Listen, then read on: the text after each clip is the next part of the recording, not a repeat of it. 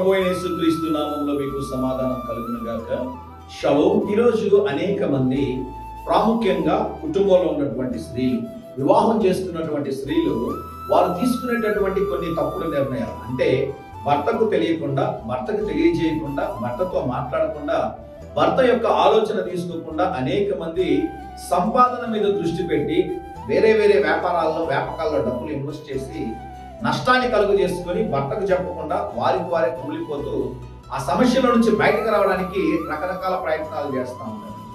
ఓ పని మీరు చేస్తున్నప్పుడు భర్త అయినా భార్య అయినా మీరు ఇరువురు కూర్చొని మీరు మాట్లాడి నిర్ణయం తీసుకొని దాన్ని ప్రభు పాద సన్నిధిలో ఉంచి దేవుడి చిత్తానుసారంగా మీరు చేసినప్పుడు మీరు తలపెట్టే కార్యాలన్నింటిలో దేవుడు జయమును అనుగ్రహించడం మాత్రమే కాదు, కానీ ఆ కార్యంలో దేవుడు మీకు సమాధానము, నెమ్మదిని కలుగు చేస్తాడు అని దేవుని సేవకుడుగా తెలియజేస్తా ఉన్నాను.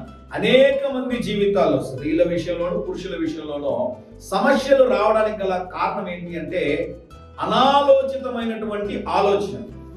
దేవుని సన్నిధిలో కనిపెట్టకుండా, పెద్దవారితో మాట్లాడకుండా, సలహా ఇచ్చేటటువంటి వారి యొక్క ఆలోచనలు తీసుకోకుండా, ప్రార్థనలో కనిపెట్టకుండా సొంత ఆలోచనలు తీసుకోవడం ద్వారా అనేక మంది ఈరోజు సరిదిద్దుకోలేనటువంటి తప్పులు చేస్తున్నారు.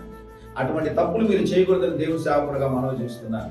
ప్రభువుని అడగండి. వాక్యం అంటది, యెషయా గ్రంథము 28వ అధ్యాయము 29వ వచనంలో, ఆశ్చర్యకరమైన ఆలోచన శక్తియు అధిక బుద్ధియు అనుగ్రహించువాడు ఆయనే. దేవుడిని మీరు ఒక సమస్య గురించి ప్రార్థన చేశారనుకోండి, దేవుడి సన్నిధిలో అద్భుతంగా క్షణాల్లోనండి, మరొక మాట చెప్తున్నాను, గమనించండి.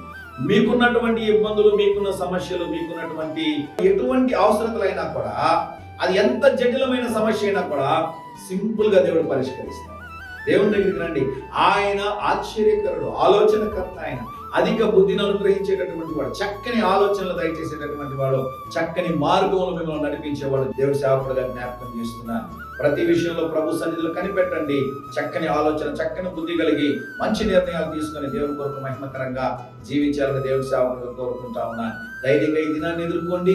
దేవుని సన్నిధి మీకు తోడుగా వచ్చును గాక. ప్రియ పరలోకపు తండ్రి, ఈ దినం మా ప్రియులు తలపెట్టే కార్యంలో మీరు జయమును అనుగ్రహించుమని యేసు నామములో ప్రార్థిస్తున్నాము తండ్రి.